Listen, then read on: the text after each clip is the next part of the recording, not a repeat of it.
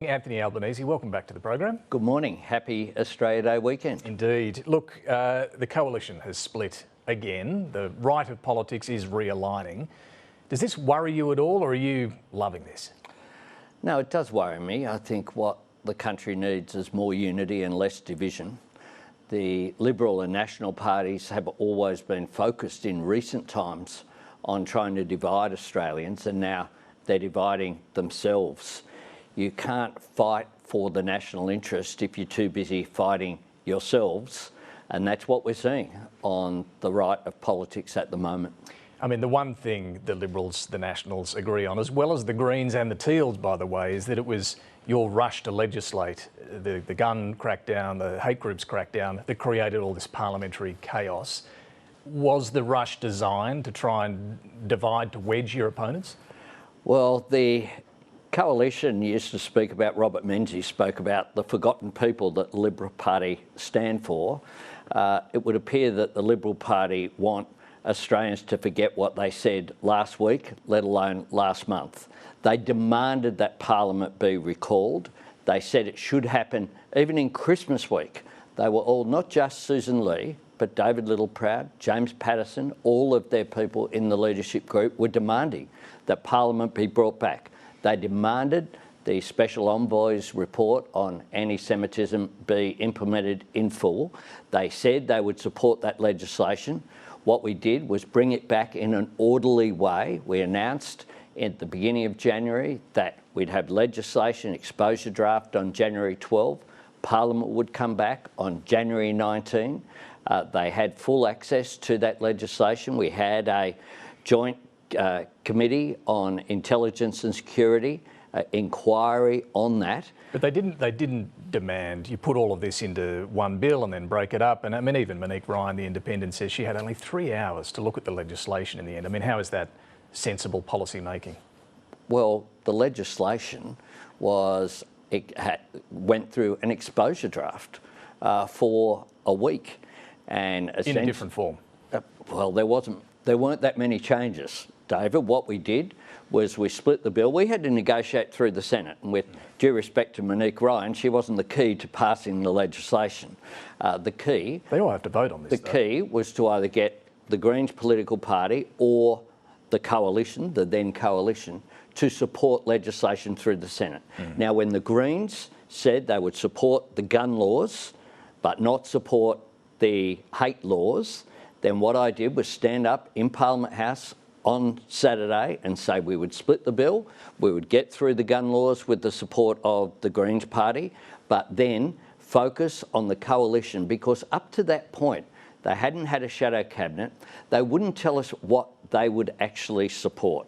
What they were defined by was what they were against. So we gave them that opportunity. I spoke to Susan Lee on the Saturday and made it very clear publicly at that press conference that we would only introduce legislation that had the support of the Parliament, because the worst thing from my perspective that could be seen, David, is bring Parliament back after the atrocity that saw 15 innocent people lose their lives to these terrorists and have a split on the floor. What I was after... But we did see messiness. I mean, for most Australians, it did look a mess. You know, the lead up to and then the parliamentary sitting. I mean, you know, yes, it was the coalition that broke apart, but do you feel at all embarrassed on behalf of the Parliament about the way it looked to Australians who just wanted to see some unity? Well, our position was clear, David, and what I sought for the whole way through, if you go back to my media conferences from December 14,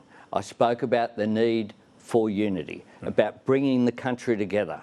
And what we saw was a politicisation of this issue from the very first days, at a time where, as Prime Minister, what my focus was on was keeping Australians safe. Were these two terrorists connected up with a cell here in Australia? What was the link internationally?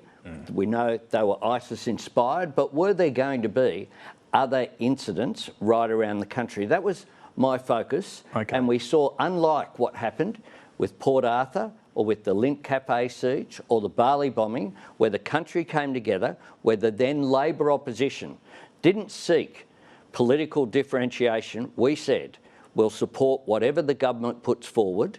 And what we saw was the exact opposite. And when the coalition got what they asked for, which was for Parliament to be resumed and legislation to be moved, they then started to break up. They were so determined to promote division, they ended up dividing themselves. They have broken up. Your support has also taken a hit in the wake of Bondi. The big winner has been One Nation. Are Australians simply disillusioned, do you think, with the major parties now? Well, certainly our primary vote increased at the last election, of course. But I'm talking since Bondi. But One Nation, well, one of the things that has happened, David, is that you have a Liberal and National Party that during the last term focused on keeping their internal unity, but they did that by shrinking in on themselves.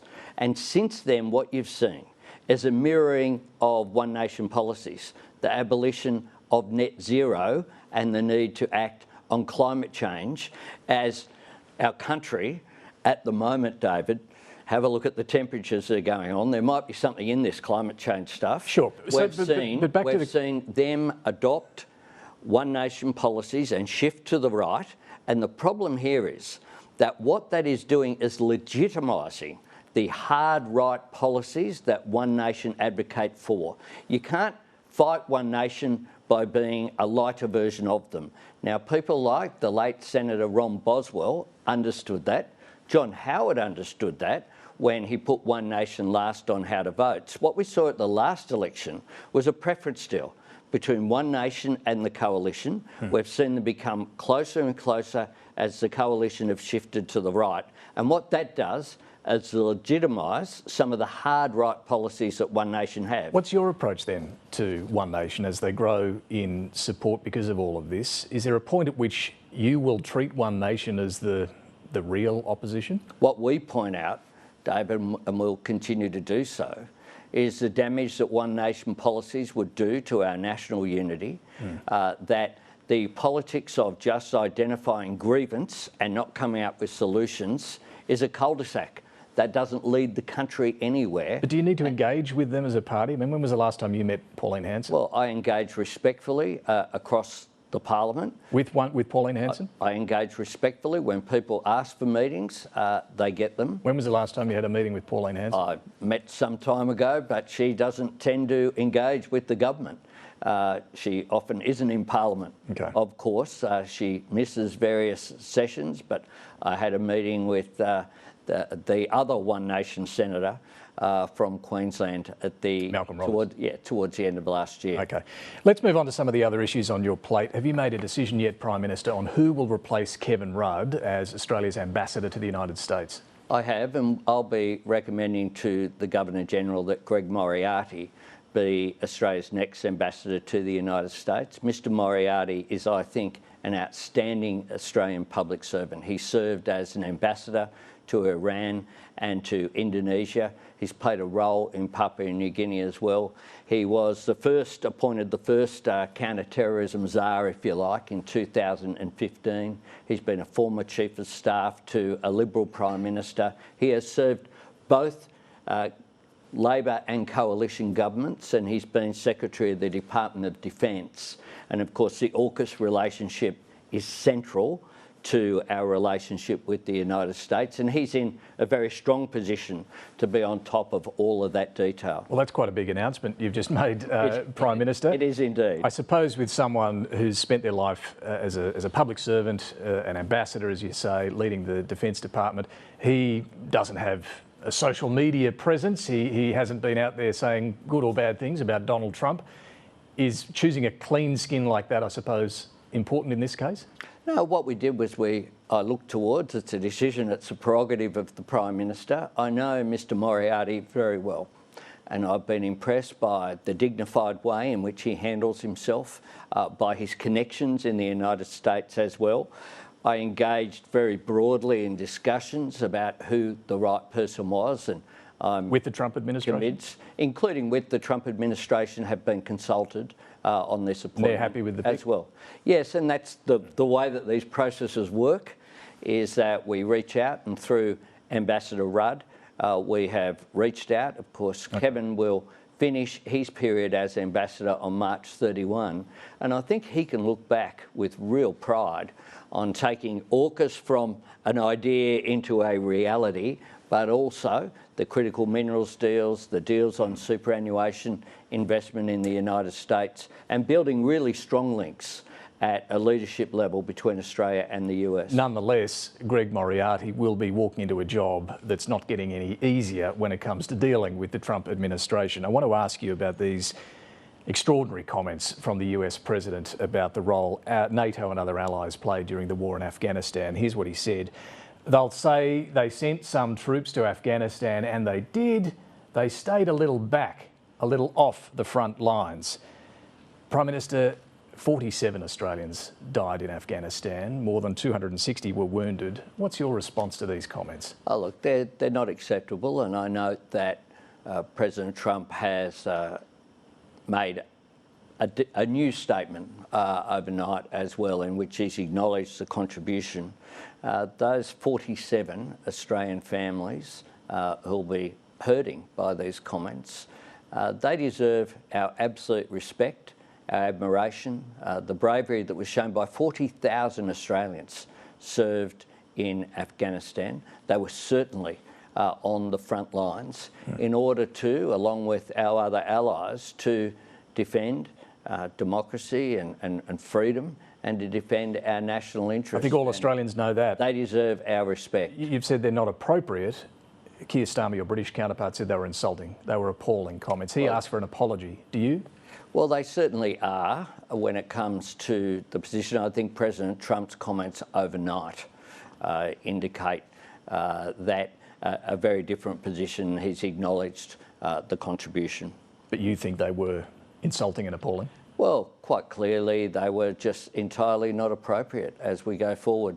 I've said very clearly that I'm not going to give a running commentary on all of President Trump's comments but he's talking that he about makes. Our role in Afghanistan. And that is completely unacceptable. Okay. Completely. Well, Donald Trump's also invited you to be part of his new Board of Peace, as it's called. He calls this the greatest and most prestigious board ever assembled. Here's a list of countries that have said yes, they've jumped on board. You can see Hungary, Belarus, Saudi Arabia, and over here, countries that have said no or have raised concerns: France, Sweden, Norway, Canada, the UK. Which list will Australia end up on? Well, I think you can look at my speech that I gave to the United Nations, where I spoke about the pillars of our policies, including support for multilateralism. Look, we've been focused this week, obviously, on domestic concerns. We'll give it further consideration. But Australia has been a founding member of the United Nations. It was a former Labor leader. And would this undermine the UN, this Board of Peace? Well, quite clear. It's unclear what the objectives of this are, which is why we will give it further consideration. My government is one that always has an orderly, considered approach to all of our policy, including our international engagement. Surely Australia's not going to end up in that list of countries saying yes. We're more likely to end up with Canada, the UK, like-minded countries. Well, we're engaged with our like-minded countries as well about all of these issues, and indeed my friend Mark Carney will visit Australia and give an address to the Parliament in March. We are very much engaged with our partners overseas, and we do have a shift in the way that international politics is being played, with a greater engagement from middle powers. That's something I spoke about when I addressed the UN. We need greater cooperation as we see the world changing in its dynamics. So that's another announcement. Mark Carney, the Canadian PM's coming. He'll address the Parliament in March. He just gave quite a powerful speech at the World Economic Forum in which he spoke of the brutal reality where geopolitics among the great powers is not subject to any constraints. We're in the midst of a rupture, not a transition. Middle powers must act together because if we're not at the table, we're on the menu. Do you agree with him on that? I agree with him, and it's consistent with what I said at the United Nations and with our engagement as well with middle powers. That's why I've engaged with the Canadian PM, but others as well in our region is so important. Australia can play a really important role given our role as a Commonwealth nation. We're a member of APEC. We're a partner with ASEAN. We're an important leader in the Pacific Island Forum. All of this means that when you look at the global architecture, the role that we can play in our own region and around the world is of a stabilising force at a time where, quite frankly, there is a lot of turbulence and turmoil in the world. When we spoke, PM, on the final show of the year in early December, I asked you about your agenda for 2026. You noted issues would arise over the summer break that we couldn't foresee. You were certainly right about that. Have the events in Bondi and also what Donald Trump's been up to changed your agenda for the year ahead? Well, whilst we've been dealing with the immediate, including the aftermath of the terrorist atrocity on December 14, we've been determined to implement our agenda, to not go off course. The big focus of Australians overwhelmingly remains on cost of living. So we've had the 5% housing deposit rolling out, being taken advantage of. 3 days of guaranteed childcare subsidy began on January 6. Cheaper medicines, $25, came in on January 1. 1-800 Medicare has already been accessed by tens of thousands of Australians. The bulk billing incentive has led to a massive spike in the number of free doctor visits. I feel like we're getting the list here, Peter. Well, we've done Okay. What we have been focused on is dealing with the immediate, but dealing with all of those issues that are so important for Australians as well. And as we go back, school goes back this fortnight, and what that will mean is that the increased fair funding for every school, that begins to kick in as well. So you can walk and chew gum at the same time, as the saying goes, and we'll be determined to do just that. Tomorrow, Australia Day. There will be rival rallies taking place in various cities, protest marches. It does feel like we're becoming more polarised as a country. I mean, is that how you see it, and does it worry you? What are you going to do about it? Well, it does worry me, and that's why I say we need to turn down the temperature of political debate. We need to make sure we look at what unites us. There's a whole range of factors here, David. I think we need a discussion about the role of social media, polarisation that occurs. Even in mainstream media, the websites mean that clickbait means that the headlines on stories are over-dramatised from what they should be. But what about your role? This is having do you an need impact. Coming back to what we were talking about earlier, reach out more to the likes of Pauline Hanson, find points of unity with those you really disagree with? I look for unity wherever possible, David, and I consistently do that. I'll continue to do that as well. One of the things that I was elected on in 2022 was I spoke about the common interest, for example, between business and unions as well, civil society, bringing people together. And to give an ad for the ABC tonight, if people want to be inspired, watch the Australian of the Year Awards tonight, hosted by Lee Sales. They are just uplifting. It is one of the best things that I get to do as Prime Minister, and it shows that ordinary Australians go out of their way to help each other. It is what defines us as Australians as well. Okay, that's a good tip for watching something tonight. Look, just finally, people might have seen on the front of the Nine papers this morning, big story about a plot to kidnap you by a neo-Nazi group. Without getting into all the nitty-gritty of that one, do you feel personally increasingly unsafe in your role? Well, it's the truth that the threats have increased, and there have been a range of issues that we have had to deal with, including in the week after December the 14th. My focus is on keeping all Australians safe, not myself. I trust the AFP and the authorities to do their task, and I'm absolutely determined to not be deterred from attending any event or engaging as Prime Minister with the Australian people. I think that's an important characteristic of our democracy, the fact that after I last appeared on Insiders, I went and got some food for the dog at the supermarket. That's something that you can do here. You can't do it in other countries. But I'm very much focused on what do we need to do to keep Australians safe. and I'll continue to focus on that. We'll let you get off to the shops. PM, thanks very much for joining us this Thanks morning. very much, David, and I hope, again, call upon people tonight. Switch on to ABC. You won't be disappointed. You'll be uplifted. All right, good tip.